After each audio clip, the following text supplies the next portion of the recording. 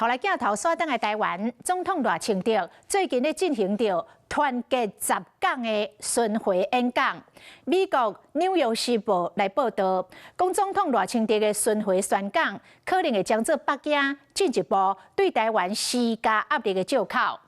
民进党的立委回应讲，就是因为安尼，所以大家爱更加团结。不是说政府现在要编国防特别预算，你故意不要我就拿钱来发给他。总统赖清德团结十港第4讲讲到国防，批评在野党的阵营冻结国防的特别预算，甘愿发现金也钱，恐惊会影响国际观感。动3国防预算，并不是说解冻就好，其实这会影响作业。另外就是说，也会影响国际的事情。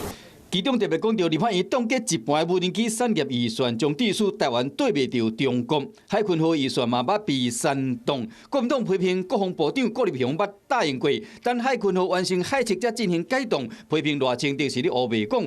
为赖清德宣布10港以后，为第1港到第4港，拢引起真济争议。属于民主的问题，那我们只有更民主，才有办法解决。在此同时，《纽约时报》分析团结10港，写讲赖清德这同时面对2条战线的压力，外部是中国军事甲人力战的威胁，内部是立法院占多数的南北牵制，认为宣讲可能成为北京进一步加大对台湾军事压力的借口。我觉得这实讲对于团结内部，然后认清这个中国对于台湾的这个文攻武吓，还有加大这个灰色地带侵扰，都是非常有帮助的。